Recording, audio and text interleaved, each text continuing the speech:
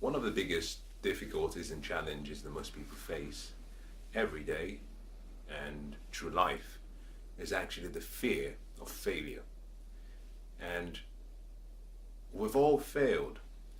Now, if you've ever attempted anything where you've pushed yourself perhaps beyond your area of comfort, what you've done is you put yourself in a place where you're most likely going to grow.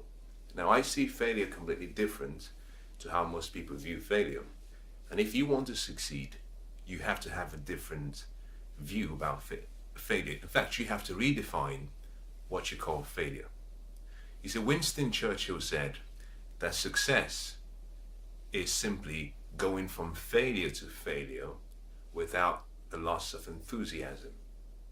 And that is the same attitude you must have, or you should adopt, if you want to actually enjoy a more fulfilled life. Now, what is failure really? Now, I really define failure as just feedback. I think it's nature's way of actually telling you that something you're doing perhaps isn't working. I also define it in a slightly different way. I believe that it's nature's way of telling you that you're not ready for the future you're asking for just yet, because that there is something else that is there remaining that hasn't, perhaps maybe wisdom, it could be knowledge that is missing, or it could be experience that is missing, that you may not have developed the character required to actually achieve or sustain that level of success. Now, I like what Michael Jordan said. He said, I've missed more than 9,000 shots. He says, I've lost more than 300 games. 26 times I've actually been given the opportunity to make a game-winning shot, and I missed.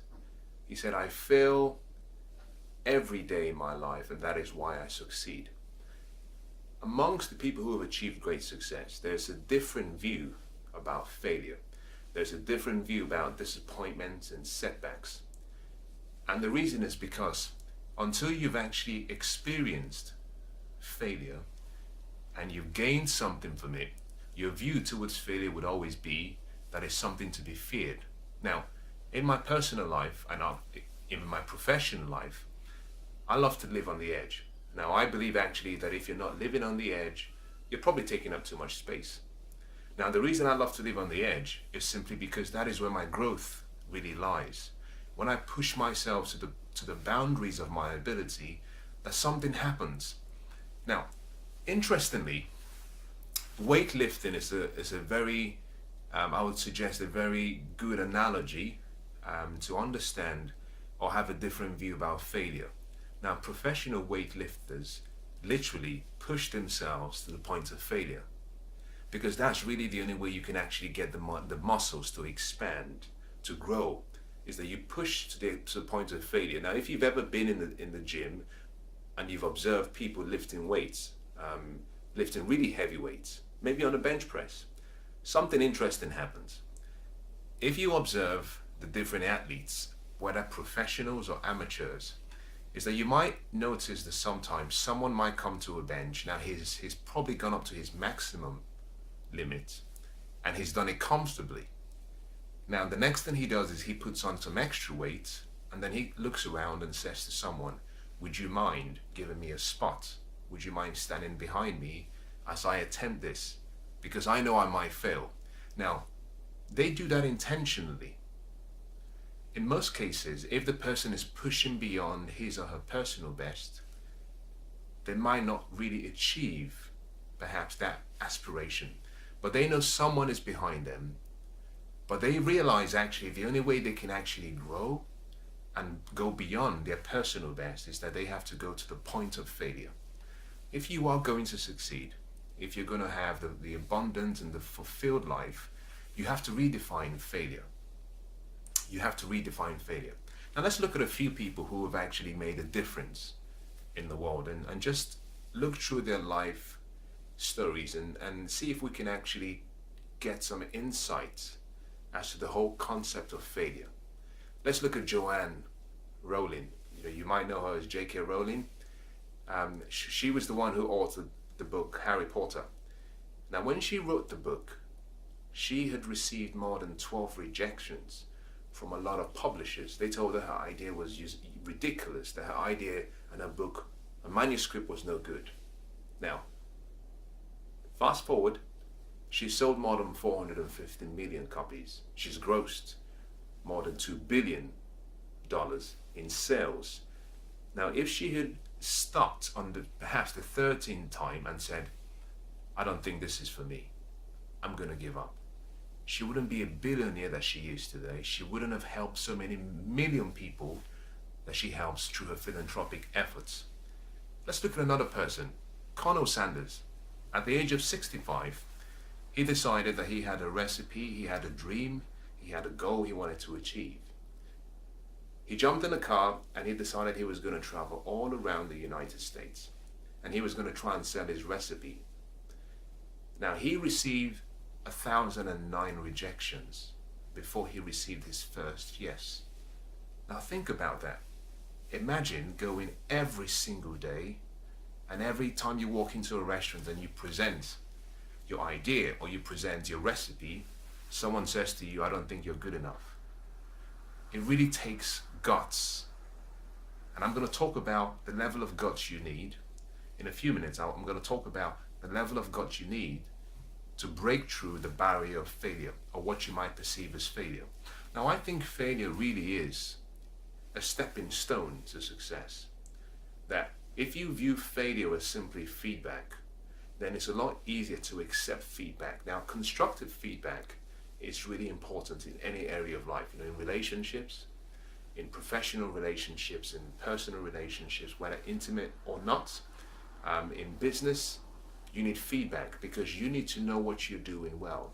Now, the people who achieve great levels of mastery and excellence in any area of life are those who have what I call the ability to deliberately practice their art, take some time, and then do what we call the constant, never-ending improvement feedback process, where you go back and you ask, what could I do differently? What can I change? Now, Brian Tracy says that when you've gone through and you've achieved something big or something great, always ask yourself two questions.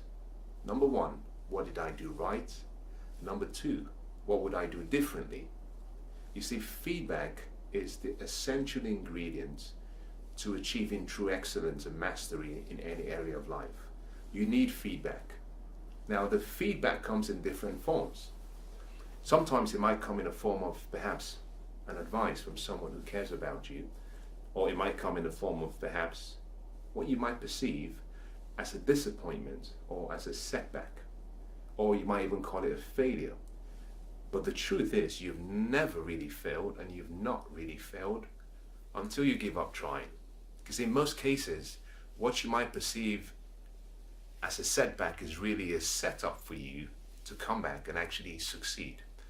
So when you go through life every single day, always have a different attitude towards failure. Now, I genuinely believe that one of the most essential ways or ingredients through which you can overcome the fear or the perception or the stigma of failure is through a positive mental attitude. Is that your attitude is really all that you can control. You see, you can't change the seasons, you can't change the weather, you can't change the economy, you can't change even your relatives, you can't change anything external to you because you have no direct control. But the one thing you can change and the one thing you have control over is how you respond to the events. You can control the outcome. Now, how do you control the outcome? By controlling and reacting in the right way to the events that come in your life or that happen. It's all a matter of attitude. You see, it's not what really happens to you, it's really how you respond to what happens to you. Thomas Edison was asked by an interviewer, when are you going to give up? You failed 1,000 times to achieve this particular goal or dream that you have. When are you going to quit? When would you stop? When would you accept that you've actually failed? And he gave a really remarkable response. He said, I haven't failed. I've simply found 1,000 ways in which it will not work. But what I really need is one way in which it will work. You see, what he did is he reframed the question. He reframed the experience. Now, reframing is one of the techniques in which you can change or alter your perception about events that happen in your life. And what is reframing? Well, reframing is simply a way of actually changing your perspective or the way you view the things that occur. Now, you can do that in various ways. You can do it in what we call content reframing, or you can do it in a different way where you can change the context reframing. Now, you can apply either method, and in some cases, you can apply both. The whole purpose of reframing is so you can change the meaning or the content of an event in such a way that your response and the outcome is more empowering rather than disempowering.